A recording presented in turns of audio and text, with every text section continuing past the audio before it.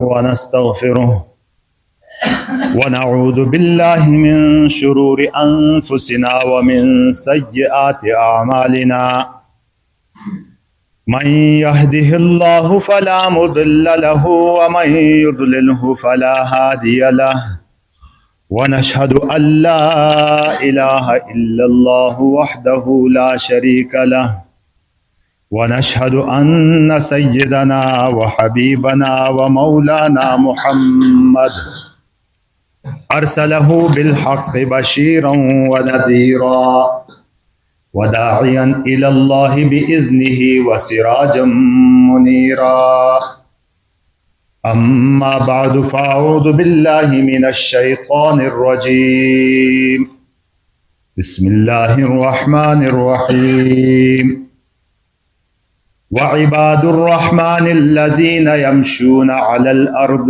هونا وإذا خاطبهم الجاهلون قالوا سلاما والذين يبيتون لربهم سجدا وقياما آمنت بالله وصدق الله مولانا العظيم. میرے محترم بھائیوں، بزرگوں اور دوستوں، عباد الرحمن یعنی رحمان کے بندے، یعنی اللہ کے وہ خاص بندے جن کو ہم اللہ کا ولی، اللہ کے دوست اور اللہ کے خاص بندے کہتے ہیں. اللہ کرے کہ ہم ان میں شامل ہوں سب، اور اس کے لیے کوشش تبدو کرنی ہے. ہم نے ان کی صفات پر بات ہو رہی تھی. اس سے پہلے جس صفت پر پچھلے جمعے بات ہوئی، الذین یمشون علی الارض ہونا، ان کی ایک خاصیت یہ ہے کہ زمین پر چلتے ہیں تو عاجزی سے چلتے ہیں.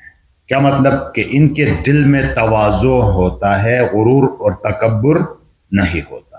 وَإِذَا خَاطَبَهُمُ الْجَاهِلُونَ قَالُوا سَلَامًا، کہ جب جاہل لوگ بات کرتے ہیں تو یہ سلامتی سے گزر جاتے ہیں، مطلب لڑائی جھگڑے میں نہیں پڑتے. یہ تو پچھلے جمعے اس صفت پر بات ہوئی. آج جو آیت میں نے تلاوت کی، وَالَّذِينَ يَبِيتُونَ لِرَبِّهِمْ سُجَّدًا وَقِيَامًا، رحمان کے یہ بندے رات کیسے گزارتے ہیں. یبیتون لربہم، اپنے رب کے لیے رات گزارتے ہیں. سجداً وقیاما، سجدے کی حالت میں اور قیام کی حالت میں. یہ ان عباد الرحمن کی ایک صفت ہے کہ رات ان کی اللہ کی یاد سے یہ غافل نہیں ہوتے، سجدے اور قیام کی حالت میں یہ رات گزارتے ہیں. انشاءاللہ اب تفصیلی بات اس پر کروں گا، اللہ توفیق دے.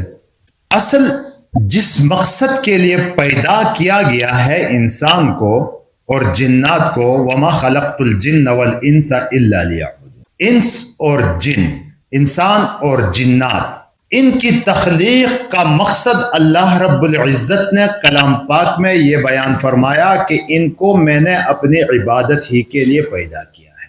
اب ظاہر ہے کہ 24 گھنٹہ آدمی عبادت یوں خاص صورتوں میں نہیں کر سکتا. اس کے بارے میں ہمیں یہی کہا جاتا ہے کہ بھائی جو اللہ کے احکامات کی پابندی کے ساتھ زندگی گزارے تو یہ عبادت ہے. پھر یہ نمازیں پڑھنا، روزہ، زکوٰۃ، حج، یہ عبادت کی چند مخصوص صورتیں ہیں جو کہ فرض ہیں.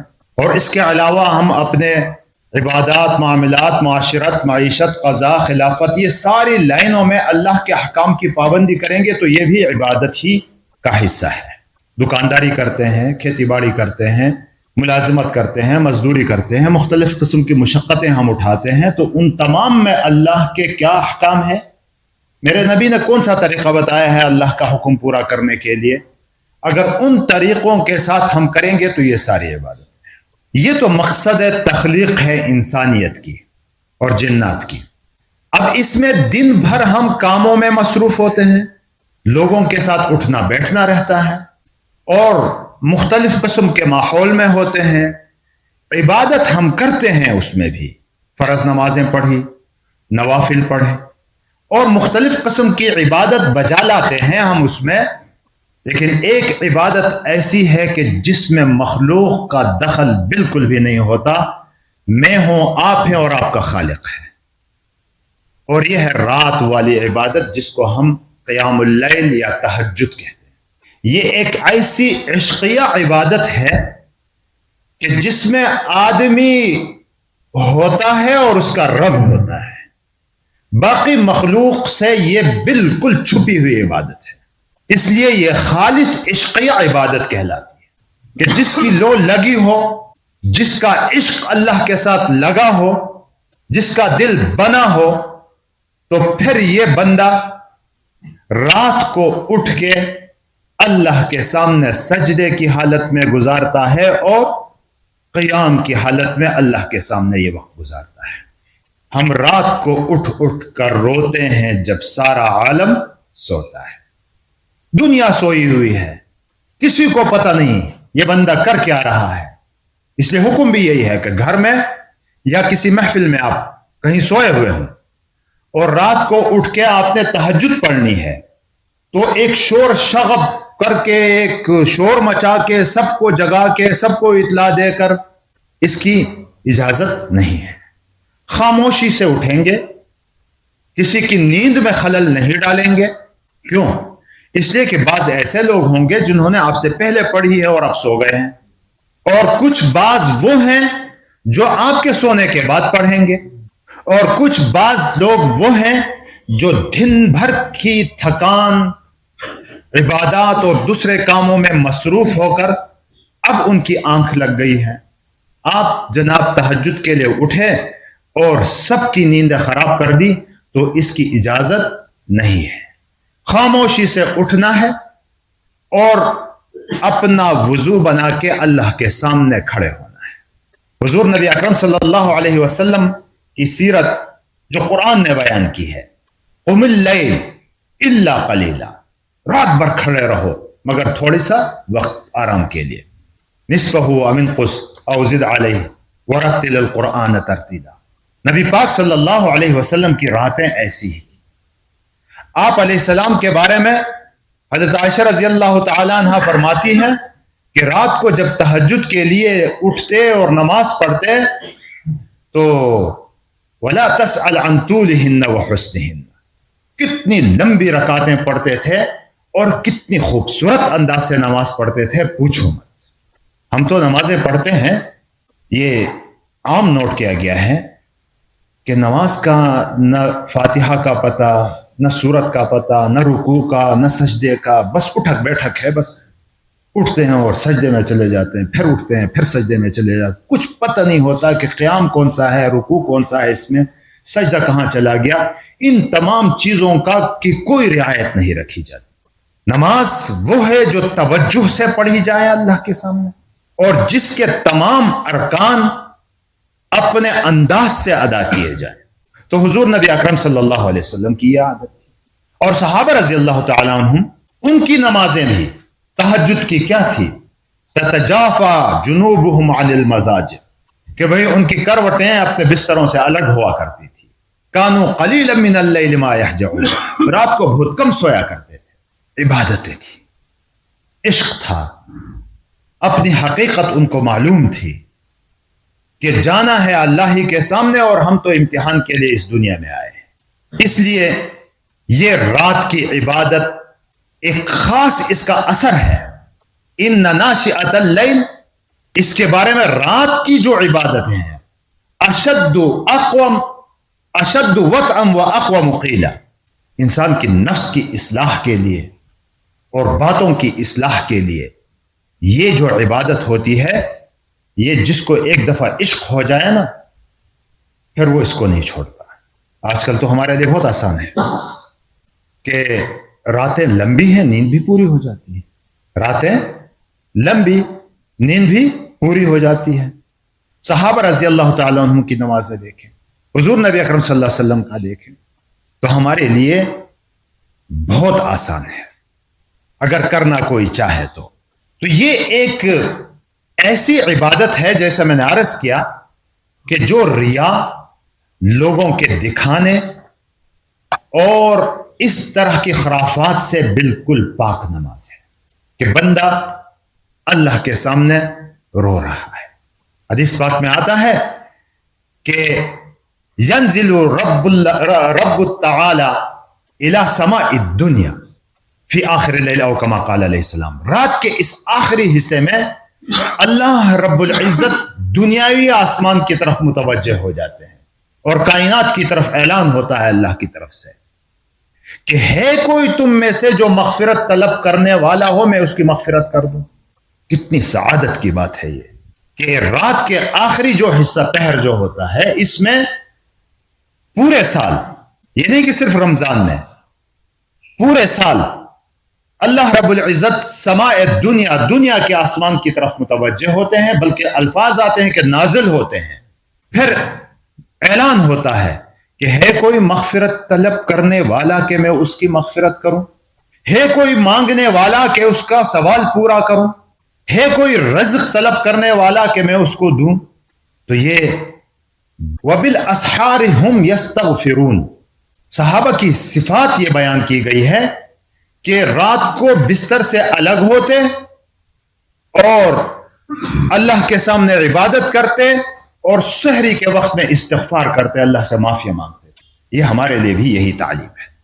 تو میرے محترم بھائیو، بزرگوں اور دوستوں، رات کی جو عبادت ہے اگرچہ فرض نہیں ہے، کوئی نہ پڑھے ہم اس کو گنہگار کافر نہیں کہہ سکتے، لیکن جو پڑھتا ہے اس کے درجات بلند ہوتے ہیں اللہ کے، اور اتنے بلند کہتے ہیں کہ نفلی عبادات میں اس کی مثل اور کوئی نہیں ہے۔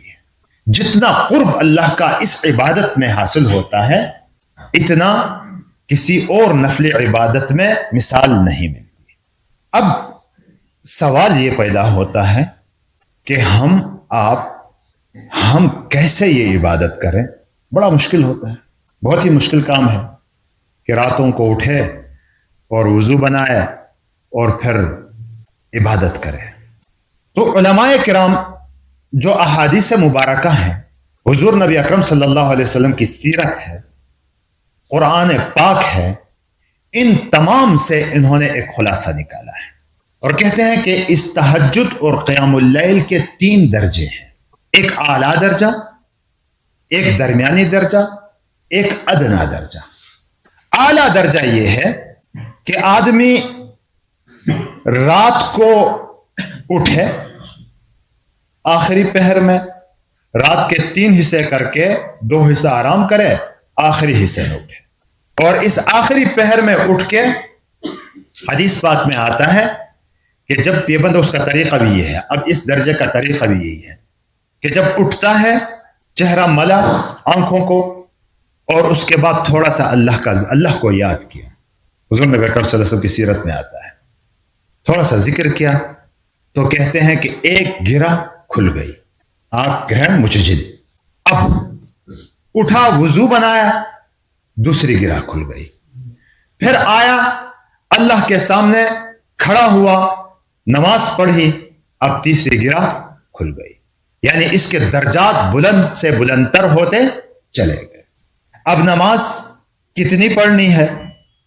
تو اس کے بارے میں حضور نبی اکرم صلی اللہ علیہ وسلم کی سیرت سے یہ معلوم ہوتا ہے کہ آپ علیہ السلام سے 4 رکعتوں کا ثبوت بھی ہے، جو زیادہ تر پابندی 8 رکعت کی ہے، اور اس سے زیادہ 12 تک بھی ہے، اور نہ ہو تو کم از کم 2 رکعت بھی آدمی پڑھ سکتا ہے۔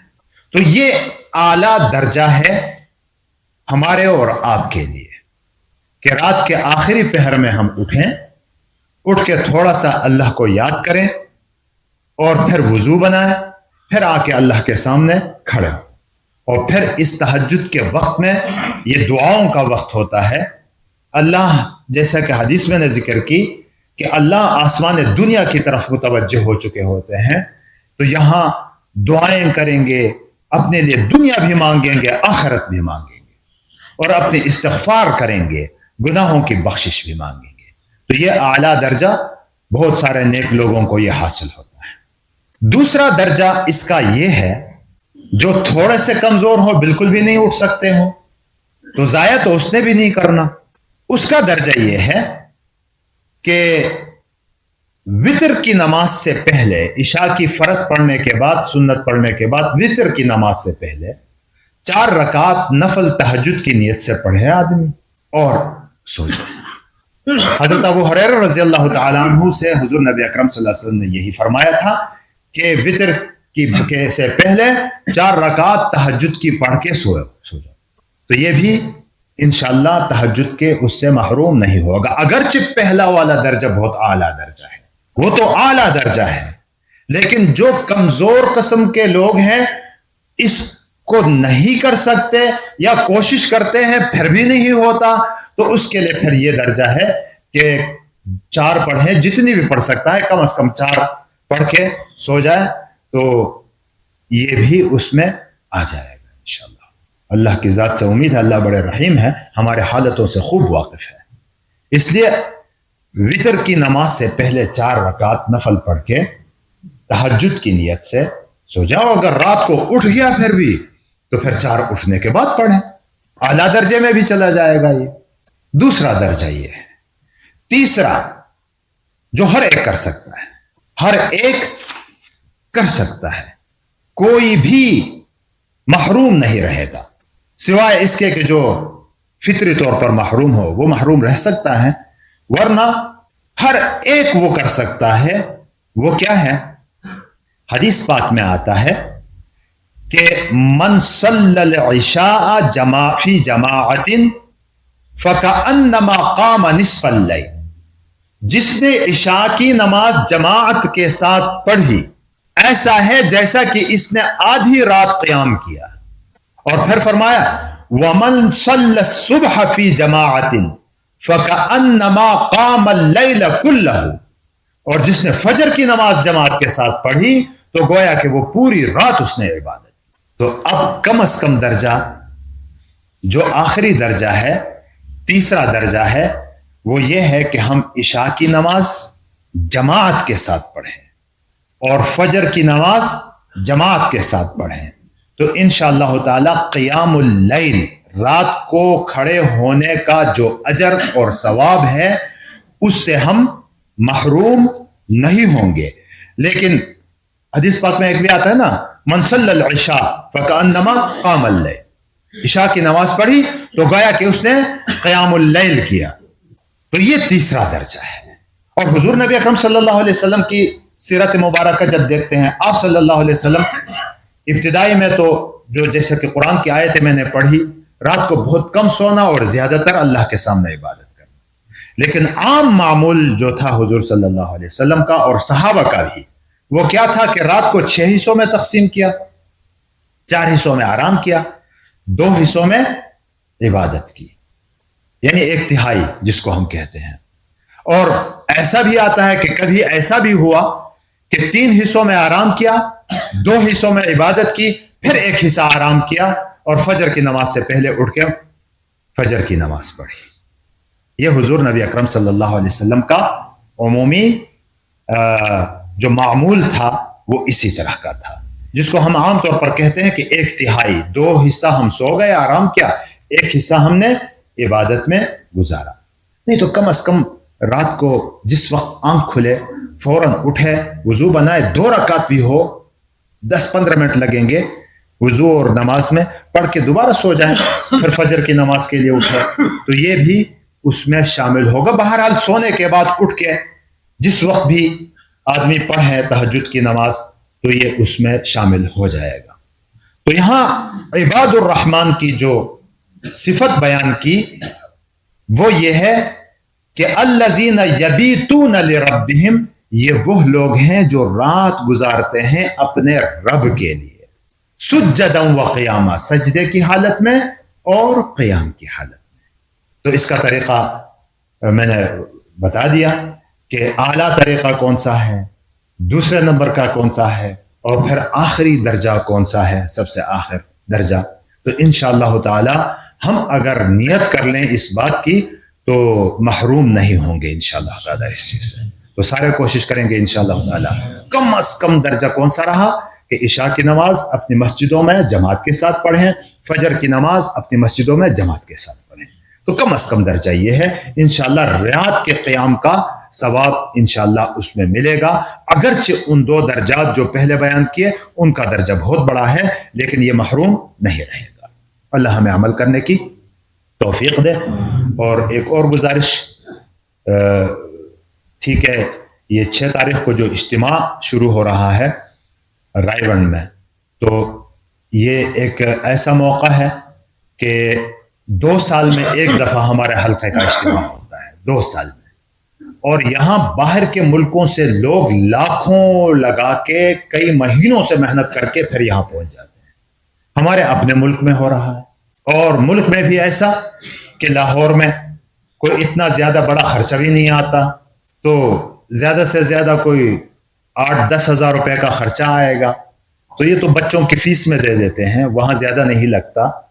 بچوں کے لیے کپڑے خریدتے ہیں، شادی بیاہ میں کہیں چلے جاتے ہیں، آج دوسرے کاموں میں خرچہ کرتے ہیں، تو اس میں ہمیں یہ کوئی بڑی رقم نہیں لگتی، تو اس کو یہاں بھی بڑی رقم نہ سمجھا جائے۔ اس کے لیے ابھی سے تیاری کر کے 4 تاریخ کو دوسرا ٹائم میرے خیال سے ظہر کے وقت یہاں سے جماعتیں چلی جائیں گی، کوسٹر گاڑی والوں سے بھی کہا گیا ہے، اس لیے اپنا اندراج ابھی سے کرا دیں، اپنا نام ابھی سے لکھوا دیں تاکہ اس کی تیاری ہو، اور ہر گھر سے نمائندگی ہو، کم از کم ایک فرد ہر گھر کا ہونا چاہیے اجتماع میں۔ اللہ ہمیں عمل کرنے کی توفیق دے۔ وآخر دعوانا الحمدللہ رب